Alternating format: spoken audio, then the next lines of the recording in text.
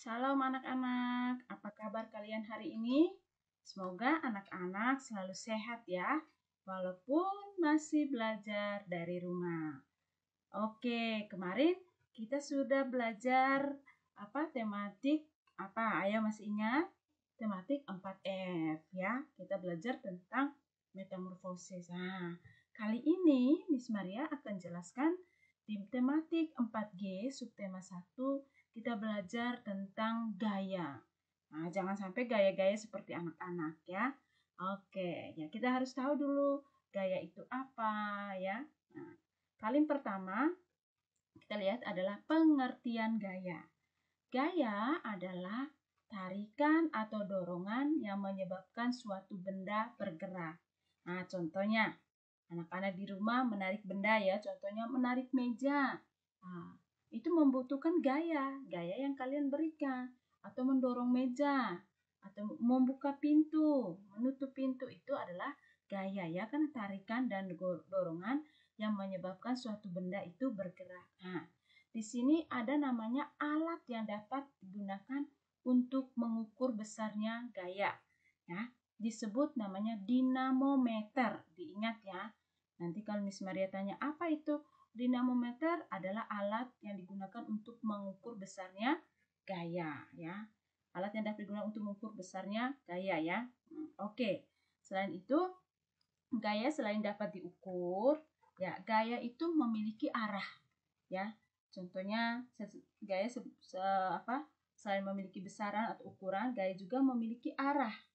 Arah ya, contohnya kan tadi seperti mendorong kursi, mendorong meja, menarik kursi, atau memindahkan buku, memindahkan apa itu ada membutuhkan gaya.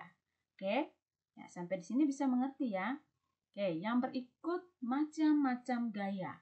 Nah, jangan sampai gaya ini segini, ada macam-macam gaya, gaya miring, gaya gesek, atau gaya ke depan, bukan ya. Sini kita belajar macam-macam gaya. Nah, gaya di sini dapat dikelompokkan menjadi dua, yaitu gaya kontak dan gaya non kontak. Nah, kita harus belajar dulu apa itu gaya kontak. Gaya kontak adalah dorongan atau tarikan yang berhubungan langsung dengan benda. Contohnya apa, Miss? Nah, contohnya gaya kontak adalah contoh yang pertama adalah gaya otot. Gaya otot adalah gaya yang dilakukan oleh makhluk hidup yang memiliki otot. Contohnya apa tuh makhluk hidup yang memiliki otot? Hewan dan manusia. Betul ya. Kalau tumbuhan tidak memiliki otot ya. Oke, yang berikut contoh gaya otot. Contohnya mendorong mobil yang mogok, ya, mengambil air di sumur ya. Kalau orang lagi di desa tuh kalau ambil air tidak menggunakan pompa tapi ambil airnya di sumur. Itu tenaga manusia ya, memiliki gaya otot yang dibutuhkan. Membajak sawah menggunakan tenaga hewan ya. Nah, berarti otot hewan yang digunakan untuk membajak sawah. Ya, sampai sini sudah mengerti ya. Ingat. Terus yang berikut gaya gesek. Gaya yang timbul akibat pergerakan benda-benda yang bersentuhan dengan arah yang berlawanan. Contohnya apa, Mi? Contohnya kayu dan gergaji. Itu kan gesekan antara dua benda ya. Oh, alas kaki ya, alas sepatu, sendal dengan lantai. Ya, ada gesekan. Ya, terus yang berikut penghapus dan papan tulis. Ya, itu ada gesekan dua benda. Nah, yang satu lagi contoh gaya kontak adalah gaya pegas. Ya, gaya pegas adalah gaya yang ditimbulkan atau dihasilkan oleh pegas atau benda yang lentur. Ya, contohnya apa? Busur panah ya. Kalian lihat orang yang panahan itu adalah gaya pegas. Terus yang berikut karet gelang boleh kalian tarik, coba. Tarik terus regangkan ya. Itu ada gaya pegas. Per itu biasanya ada contoh mungkin di rumah tempat tidurnya kalau digoyang-goyang dia akan lenting-lenting. Nah, itu biasanya ada per ya. Nah, atau kursi yang kalau kita duduk dia ke bawah, terus kalau kita berdiri dia kembali lagi. Nah, itu adalah namanya per. Itu adalah contoh gaya pegas. Oke, tadi gaya kontak ada 3 ya, gaya otot, gaya gesek, dan gaya pegas. Harus diingat pengertiannya apa, contoh-contohnya apa. Oke, yang berikut selain gaya, tadi sudah gaya kontak, sekarang kita akan belajar tentang gaya non-kontak. Nah, gaya non-kontak adalah dorongan atau tarikan yang tidak memerlukan kontak langsung antara dua benda. Ya, contohnya apa? Gaya magnet. Gaya magnet adalah gaya yang dapat menarik benda-benda yang terbuat dari logam. Contohnya apa ya benda-benda yang terbuat dari logam? Contohnya klip kertas, ya, besi, baja, atau mungkin di rumah ujung gunting, ya, yang ada yang terbuat dari logam. Nah, contohnya apa? Pintu kulkas. Contoh kalian kalau pintu kulkas dibuka, kamu tutup lagi, dia kan ada apa? Ada magnetnya ya, sehingga dia bisa tutup. Tapi kalau gaya magnetnya sudah nggak ada, pintu kulkas kalian tidak bisa tertutup rapat, ya. Terus tempat pensil ya, mungkin di rumah ada yang anak-anak tempat pensil kalau yang tutup bukan yang kancing ya, bukan yang pakai resleting, bukan.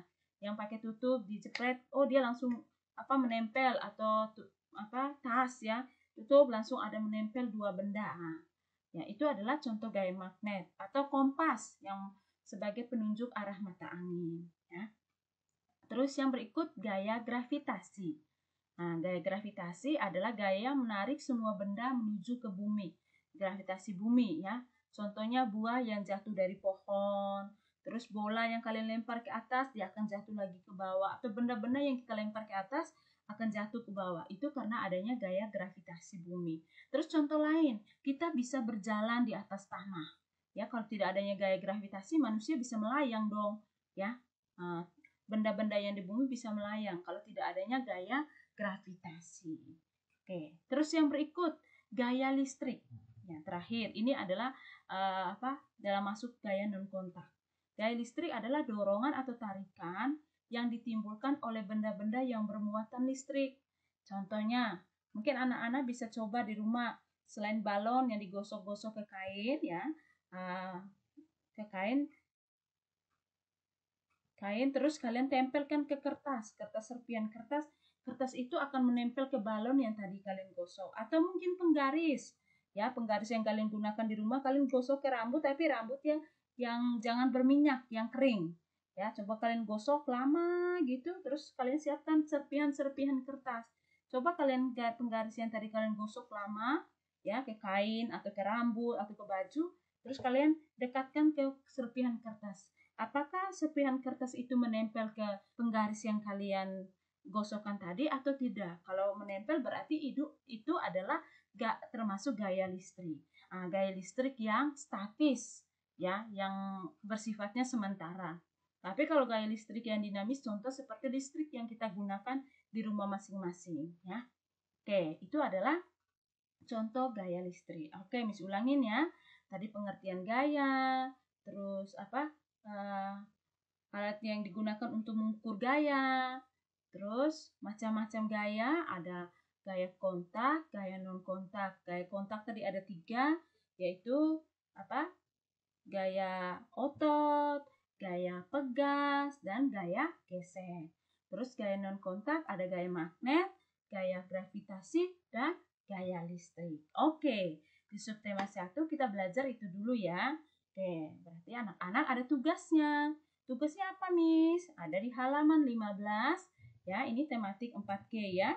15, ayo jawab. Di situ hanya ada 5 nomor. Kalian langsung kerjakan di buku paket.